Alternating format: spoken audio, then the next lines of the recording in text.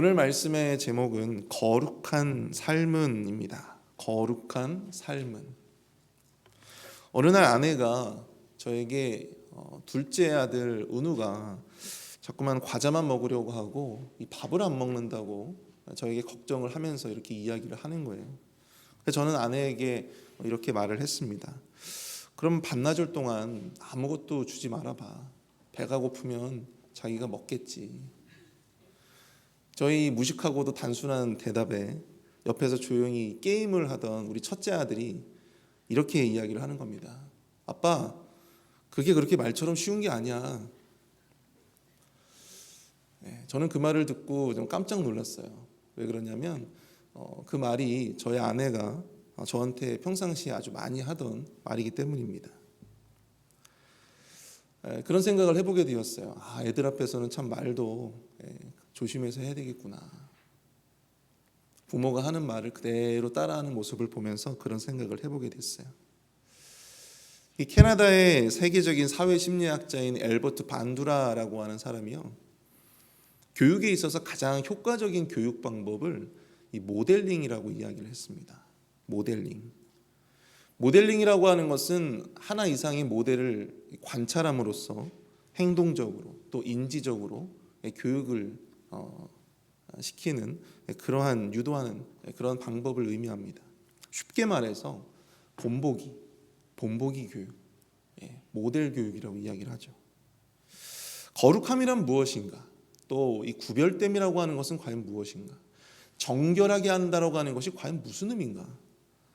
이것이 구체적으로 무엇을 말하고 있는지 우리가 사실 잘 이해가 되지 않을 때가 있습니다. 우리가 목소리를 쫙 깔고 우리 목사님들이 할렐루야 이렇게 이야기를 하면 그게 거룩한 겁니까? 인도의 어떤 수도승처럼 아무것도 먹고 마시지도 않고 그렇게 가부좌를 틀고 연부를 외워야 그것이 거룩한 모습인가요? 하나님이 이처럼 거룩함이 무엇인지 또 정결함이 무엇인지 그것에 대한 이해를 돕기 위해서 본보기를 세우셨습니다. 모델을 세우셨어요. 그 본보기가 바로 이 나실인입니다.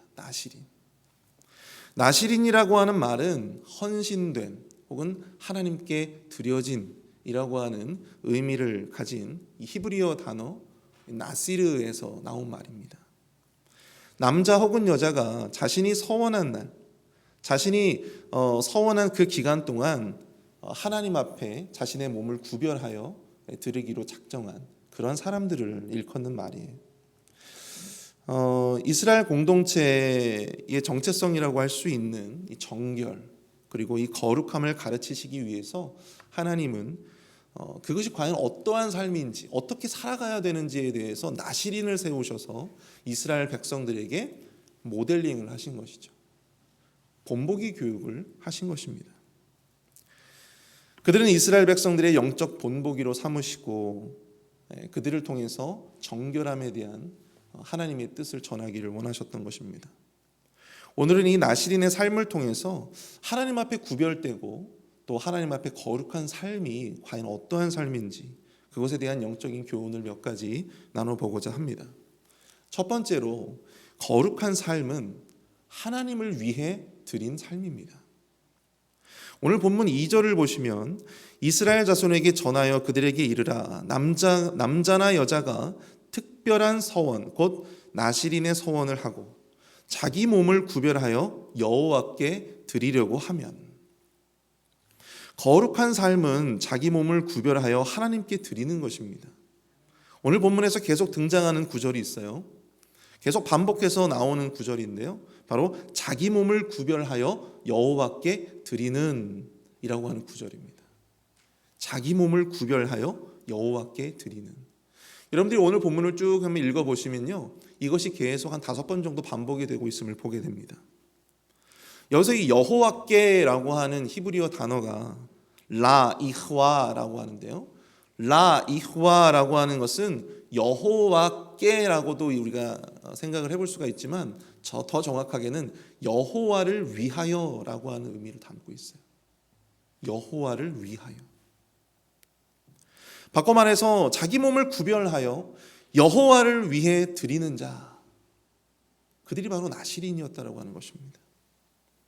나시린으로서 산다라고 하는 것은 결국 자기 자신이 아니라 하나님을 위해서 자기의 몸을 구별하여 드리는 것입니다.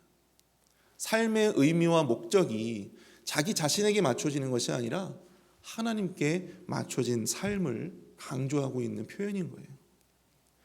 이것이 예수님이 제자들에게 말씀하신 제자도와 자연스럽게 연결이 됩니다. 마태복음 16장 24절을 보시면요, 예수님이 제자들에게 이렇게 말씀하고 있음을 보게 됩니다. 이에 예수께서 제자들에게 이르시되 누구든지 나를 따라오려거든 자기를 부인하고 자기 십자가를 지고 나를 따를 것이라. 거룩한 삶, 예수님을 따르는 삶은 자기를 부인하고 자기의 십자가를 지는 삶이라고 이야기를 하고 있습니다. 자신의 영광을 추구하고 또한 자신의 유익을 추구하는 삶이 아니라 하나님의 유익을 위해, 하나님의 영광을 위해 살아가야 하는 삶이다라고 하는 것이죠. 그런데 오늘 본문 3절부터 이 7절까지의 내용들을 보면 나시린이 하나님을 위해서 자기의 몸을 구별하며 어떻게 살아야 되는지 거기에 대한 아주 구체적인 규정들이 나오고 있는데요. 이 내용들을 보시면 철저하게 자기 부인의 메시지가 이 안에 담겨져 있다고 하는 것입니다. 한번 볼까요? 오늘 보면 3절부터 7절까지를 보시면 가장 먼저 나시린은 포도주와 독주를 마시지 못합니다. 포도주와 독주를 마실 수 없었어요. 자, 포도주와 독주를 마신다는, 독주를 금한다라고 하는 것은 어떤 의미를 담고 있을까? 이것은 세상에서 얻는 기쁨과 즐거움을 끊어내고 오직 하나님으로 말미암아 기쁨과 즐거움을 누리며 살겠다라고 하는 어떤 그러한 의미입니다. 두 번째로 나시린은 머리에 삭도를 댈 수가 없었어요. 머리에 칼을 댈 수 없었습니다. 한마디로 머리를 자를 수가 없었어요. 우리가 머리카락이라고 하면 성경에서 머리카락 하면 제일 많이 떠오르는 인물이 있죠. 바로 삼손입니다. 그럼 삼손도 나시린이었어요. 나시린. 삼손도 이 머리카락을 자를 수가 없었는데 이 머리카락이 상징하는 것이 무엇이냐면 하나님의 권능, 하나님의 능력, 생명력, 이것을 상징합니다. 그래서 이 머리를 자르지 않는다라고 하는 것은요, 하나님으로부터 오는 그 힘을 의지하겠다, 하나님의 주권을 의지하겠다라고 하는 그런 의미인 것입니다. 마지막으로 나시린은 시체를 가까이 할 수 없었는데요, 시체라고 하는 것은 죽음을 상징하죠. 부정함을 상징합니다. 그렇기 때문에 그 시체를 가까이 할 수 없었는데, 중요한 것은 7절에 보시면 부모, 형제, 자매가 죽어도 장사를 지낼 수가 없는 거예요. 이것은 가족보다 더 사랑하고 우선해야 할 대상이 바로 여호와 하나님이시다라고 하는 것을 의미하고 있는 것입니다. 사랑하는 성도 여러분, 거룩한 삶이라고 하는 것은요, 어려운 말이 아닙니다. 결국 우리 자신 스스로를 들여 하나님을 위한 삶을 사는 것이 바로 거룩한 삶을 사는 것입니다. 세상에서 우리가 누리는 기쁨보다 하나님으로부터 누리는 기쁨과 즐거움으로 사는 존재가 바로 거룩한 삶을 사는 우리들입니다. 믿으십니까? 세상에서 얻어지는 힘을 의지하기보다는 하나님으로부터 말미암는 힘과 능력을 의지하며 살아가는 것, 그분의 주권을 인정하고 또 그분 앞에 순종하는 삶, 그것이 바로 거룩한 삶이라고 하는 것이죠. 마지막으로 나 자신보다, 때론 우리 가족보다도 더욱 하나님을 우선하고 사랑해야 하는 삶이 바로 거룩한 삶이다. 바로 이 나시린의 규정을 통해서, 그 삶을 통해서 우리는 배울 수가 있는 것입니다. 하나님은요, 죄로부터 우리를 속전하셨어요. 어떤 대가를 치르고 그 죄의 구덩이에 빠져 있었던 우리를 건져 올리셨어요. 죄의 노예로 살던 우리가 하나님의 종으로 살게 된 것입니다. 그런데 참 감사한 것은 하나님이 우리를 종으로 여기는 것이 아니라 당신의 자녀로 우리를 삼아주셨다고 하는 사실입니다. 그것이 우리에게 더 큰 은혜가 되는 것이죠. 왜 우리가 하나님을 위한 삶을 살아야 됩니까? 우리가 당신의 종이기 때문입니까? 아니에요. 하나님은 우리를 종이 아닌 자녀로 삼아주셨어요. 하나님은 우리에게 넘치는 사랑으로 우리에게 베풀어 주셨어요. 우리가 그분을 위한 삶을 살아야 하는 것은 하나님께서 우리를 그만큼 너무나도 큰 사랑을 우리에게 베풀어 주셨기 때문입니다. 그 사랑을 힘입었기 때문에 우리는 하나님을 사랑하는 마음으로 하나님을 위한 삶을 살아야 한다라고 하는 사실입니다. 두 번째로 거룩한 삶은요, 죄 없는 삶이 아니다라고 하는 것입니다. 거룩한 삶은 죄 없는 삶이 아닙니다. 오늘 본문 9절을 보시면 누가 갑자기 그 곁에서 죽어서 스스로 구별한 자의 머리를 더럽히면 그의 몸을 정결하게 하는 날에 머리를 밀 것이니 곧 일곱째 날에 밀 것이며, 죽은 자와 접촉하지 말아야 하는 나실인 그 옆에서 누군가 갑자기 죽게 될 때 그는 곧 부정한 상태가 되는 거예요. 그래서 그 부정한 지 일주일이 되는 날에 머리를 밀어야 했습니다. 그리고 우리 10절을 보시면 여덟째 날에는 산비둘기 2마리나 집비둘기 새끼 2마리를 가지고 회막문에 와서 제사장에게 줄 것이요. 부정하게 된 지 여덟째 날에는요, 산비둘기나 집비둘기를 통해서 제사장에게 주어야 했습니다. 그러면 그 제사장은 그걸로 뭘 할까요? 11절을 보시면 제사장은 그 하나를 속죄제물로 하나를 번제물로 드려서 그의 시체로 말미암아 얻은 죄를 속하고 또 그는 그날에 그의 머리를 성결하게 할 것이며, 제사장은 드려진 제물을 하나는 속죄제물로 하나는 번제물로 하나님 앞에 올려드렸다라고 하는 것입니다.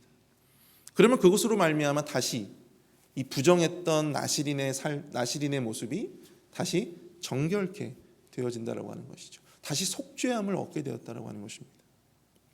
저는 이 구절을 묵상하면서 정말 많은 은혜가 있었어요. 첫 번째는 거룩한 삶이라고 하는 것이 우리가 생각할 땐 막연하게 죄가 없는 삶이 거룩한 삶이 아닌가, 그렇게 우리가 생각할 수 있지 않겠습니까? 하지만 본문의 말씀처럼 정말 어쩔 수 없이 저지르게 되는 죄악이 있을 수도 있고요, 또 자신도 모르게 죄를 저지를 수도 있습니다. 아니면 충동적으로 그 죄를 저지르게 될 수도 있는 것이죠. 여러분, 거룩한 삶이라고 해서 죄가 없는 삶은 아니라는 것입니다. 두 번째는 속죄와 번제물로 드려진 제물들이에요. 소나 양이 아니에요. 여러분, 속죄 제물로 소를 바쳐야 한다면 얼마나 큰 부담이 되겠습니까? 그렇죠? 그런데 이 가난한 평민들도 부담 없이 드릴 수 있었던 이 집비둘기 또 산비둘기를 제물로 드렸다. 이것은 죄를 용서받을 수 있는 기회가 그만큼 활짝 열려져 있었다라고 하는 것을 의미하는 것입니다. 우리는 거룩한 삶에 대해서 많이 오해합니다. 거룩한 삶은 죄가 없는 삶이라고 말이죠. 물론 맞습니다.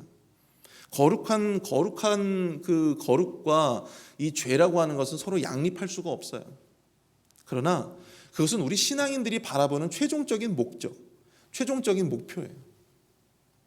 우리의 삶에 그 어떠한 죄도 남아있지 않은 그 거룩한 상태를 지향하는 것은요, 우리 신앙인들이 가지고 있는 목표예요. 그러나 현실은 그렇지 않습니다. 거룩한 삶을 지향하고 있지만 여전히 우리 삶에는 실수이든 의도적이든 본능적이든지 우리는 죄를 지을 수밖에 없는 존재들입니다. 그러나 나실인에게 이 속죄함의 기회가 열려져 있듯이 우리에게도 죄 용서함의 기회가 열려져 있는 줄로 믿습니다. 로마서 3장 23절과 24절은 이렇게 말씀하고 있습니다. 모든 사람이 죄를 범하였음에 하나님의 영광에 이르지 못하더니 그리스도 예수 안에 있는 속량으로 말미암아 하나님의 은혜로 값없이 의롭다 하심을 얻은 자가 되었느니라. 25절은 또한 이렇게 말씀하고 있어요. 이 예수를 하나님이 그의 피로써 믿음으로 말미암는 화목제물로 세우셨으니 이는 하나님께서 길이 참으시는 중에 전에 지은 죄를 간과하심으로 자기의 의로우심을 나타내려 하심이니. 아멘. 사랑하는 성도 여러분, 죄가 없어서 의인이 되는 것이 아닙니다. 믿으십니까? 죄가 없어서 의인이 되는 게 아니에요. 죄가 없어서 거룩하게 되는 것이 아닙니다. 우리가 죄가 있어도 그 죄를 하나님께서 길이 참으시고 또 오늘 말씀해 보시면 그 죄를 간과하신대요. 간과하신대요. 간과가 뭐예요? 보고도 못 본 척 넘기시는 거예요. 간과예요. 우리 삶에 죄가 가득하지만 그것은 우리의 의의가 아니죠. 우리의 의의가 아니라 하나님의 의의가 예수 그리스도를 믿는 우리에게 하나님의 의의가 주어지게 되고 우리의 그 죄를 하나님께서 길이 참으시고 간과하셔서 우리에게 하나님의 의로움을 덧입혀 주시는 거예요. 이 은혜의 원리를 모르면요, 여러분 우리는 평생 바리새인으로 살아갈 수밖에 없습니다. 우리가 노력하면 충분히 죄 없는 삶을 살 수 있다라고 믿는 그러한 삶을 살 수밖에 없어요. 그런데 평생 한번 노력해 보십시오. 우리의 힘으로, 우리의 노력으로 그 죄 없는 거룩함을 여러분들 살아갈 수 있다고 생각하십니까? 첫 단추부터 잘못 채운 겁니다. 첫 단추부터. 우리는 결코 우리의 의로 거룩한 삶을 살 수 없는 존재예요. 우리는 태생부터 죄인입니다. 죄를 지어서 죄인이 아니고요, 죄인으로 태어났기 때문에 죄를 짓는 것입니다. 예수님 덕분에 그러한 우리가 예수 그리스도 덕분에 의인이 되었고 그로 말미암아 거룩한 삶을 살 수 있게 되는 것입니다. 그러므로 여러분, 우리의 신앙생활에 있어서 그릇된 죄책감을 가지고 살아가지 마십시오. 오늘 우리에게 죄가 있다면 여러분, 오늘 무릎 꿇고 우리 주님께 그 죄를 용서받으실 수 있기를 축복합니다. 다시 우리를 그분은 거룩하게 씻겨 주실 것입니다. 거룩한 삶을 지향하는 우리에게는요, 얼마든지 속죄의 기회가 열려 있다고 하는 사실을 여러분들 꼭 기억하실 수 있기를 축복합니다. 마지막으로 거룩한 삶은 다시 시작할 수 있는 삶입니다. 다시 시작할 수 있는 삶. 오늘 보면 12절은 말씀하고 있습니다. 자기 몸을 구별하여 여호와께 드릴 날을 새로 정하고 1년 된 순양을 가져다가 속건 제물로 드릴지니라. 자기의 몸을 구별한 때에 그의 몸을 더럽혔은즉 지나간 기간은 무효니라. 나시린은 크게 두 종류로 나뉘어 볼 수가 있습니다. 하나는 종신 나시린이에요. 평생의 삶을 나시린으로서 살아야 되는 사람들이었어요. 이들은 대부분 그 자기 부모에 의해서 서원되어진 자들이 많습니다. 보통 보면 뭐 사무엘이라든지 삼손이라든지 이 세례 요한과 같은 사람들이에요. 이들과는 달리 이 서원한 어떤 일정 기간, 그 짧은 일정 기간 동안만 나시린으로서의 어떤 삶을 서원했던 사람들도 있었어요. 그런 사람들은 그 기간이 지나면 이제 나시린의 어떤 의무를 지키지 않아도 되었던 사람들이죠.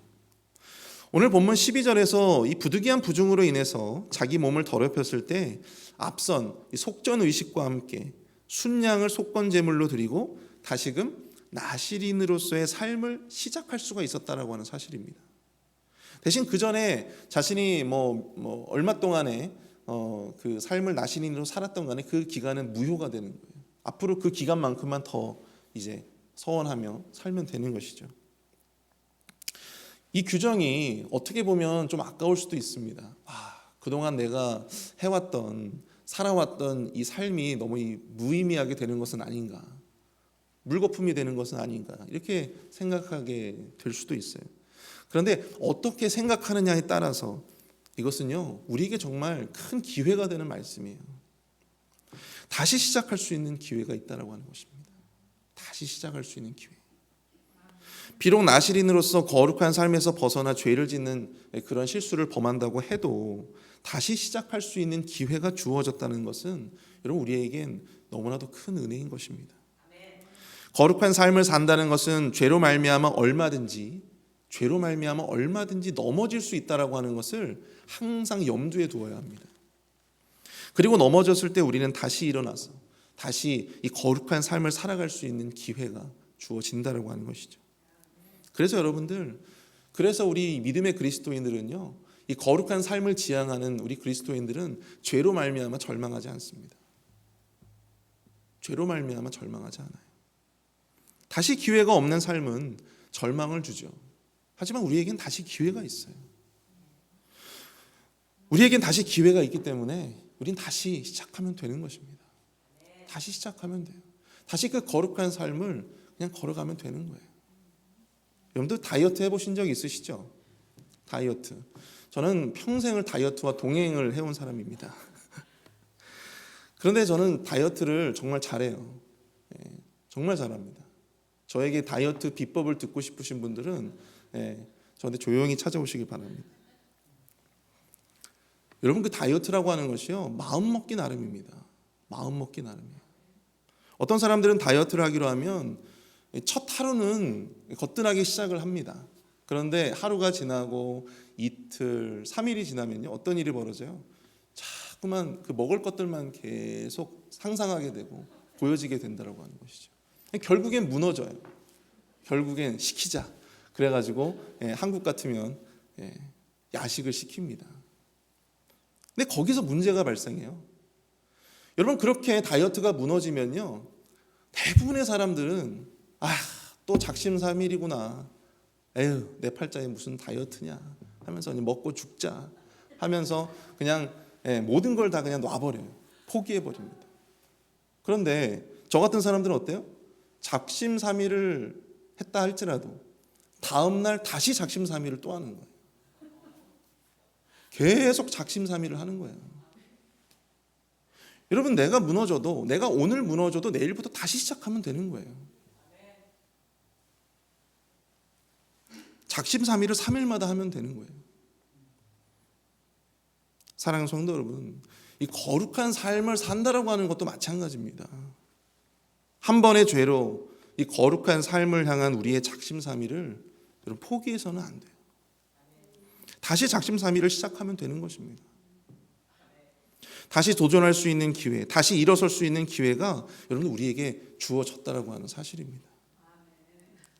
여러분, 성경 속에 하나님은요, 죄인에게 다시 일어설 수 있는 기회를 주셨어요. 여러분들은 마태복음 18장에 보시면 이 만달란트 빚진 자에 대한 이야기가 나옵니다. 만달란트 빚진 자를 용서한 임금의 이야기가 나와요. 만달란트의 화폐의 가치를 여러분들 아십니까? 여러분, 1달란트가요, 1달란트의 가치가 6천 데나리온입니다. 6천 데나리온. 이 6천 데나리온은요, 한 데나리온이 당시 이스라엘의 한 노동자가 하루 열심히 일하고 받을 수 있는 이 품삯이었어요. 한 데나리온이. 그럼 6천 데나리온이면 얼마예요? 6천 데나리온이면 6천일 동안 내가 일을 하고 한 푼도 쓰지 않아야 모을 수 있는 돈이었어요. 무려 16년 동안. 그럼 여러분들, 만 달란트라고 하면 그 돈이 얼마겠습니까? 만 달란트. 16만 년 동안 하루도 쉬지 않고 일하고 아무것도 쓰지 않고 모아야지 모을 수 있는 돈이 바로 이 만 달란트의 돈이에요. 이 금액을 개인이, 그것도 종의 신분으로 어떻게 그것을 변제할 수가 있겠습니까? 도저히 갚을 수가 없는 돈이에요. 그런데 여러분들, 본문을 보시면 이 종이 너무나도 급박한 나머지 그 주인에게 이렇게 이야기합니다. 제가 다 갚겠다. 다 갚겠다. 그런데 그것은 종의 신분으로는 도저히 갚을 수 없는 돈이었습니다. 종의 신분으로는 갚을 엄두도 내지 못할 돈이었어요. 그러나 임금은 그에게 아량을 베풀고 그에게 다시 회생할 수 있는 기회를 주셨다라고 하는 것입니다. 여러분, 이것이 바로 거룩한 삶을 살고자 하는 우리의 마음이라고, 하나님께서 우리에게 보여주신 마음이라고 하는 것입니다. 죄로 넘어진 자에게, 죄로 빚진 자에게 하나님의 은혜와 사랑은 그에게 다시금 일어설 수 있는 기회를 주셨다라고 하는 겁니다. 그리고 다시금 거룩한 삶을 도전할 수 있는 기회를 허락하셨다라고 하는 것이죠. 말씀을 정리합니다. 사랑하는 성도 여러분, 거룩한 삶을 산다는 것은 바로 이런 것입니다. 우리 하나님은 나실인들을 통해서 우리에게 거룩한 삶을 사는 것이 어떤 것인지 가르쳐 주기를 원하세요. 그 삶은 여러분, 우리 모두가 다 걸어가야 되는 삶이에요. 당시에는 일부의 사람들, 서원한 사람들만 걸어갔던 그 삶이었지만 여러분, 이제 이 삶은 우리 모두가 걸어가야 될 삶이에요. 하나님으로부터 거룩하게 구별받은 우리 모두가 지향해야 할 우리의 목표이자 삶입니다. 여러분, 그 길을 일부의 목회자들만 걸어간다고 생각하시면 큰 오해입니다. 우리가 피하고 싶다고 피할 수도 없어요. 그 길을 여러분들 두려워하지 마십시오. 거룩한 삶의 길에서 우리가 아닌 오직 하나님을 위한 선택과 결단을 하실 수 있기를 축복합니다. 하나님을 우선하고 여러분, 하나님을 먼저 생각하십시오. 그러다 설령 그 자리에서 자칫 벗어나는 그러한 일이 생긴다 하더라도 여러분들 낙심하지 마시고 좌절하지 마시고 에이 난 모르겠다 그렇게 하지 마시고 다시금 너그러우신 하나님의 그 자비의 영역으로 돌아오실 수 있기를 축복합니다. 하나님이 용서하시고 우리에게 새로운 소망과 또 새로운 도전의 기회를 우리에게 주실 줄 믿습니다. 다시금 거룩한 삶으로 돌아갈 힘과 능력을 우리에게 주실 줄로 믿습니다.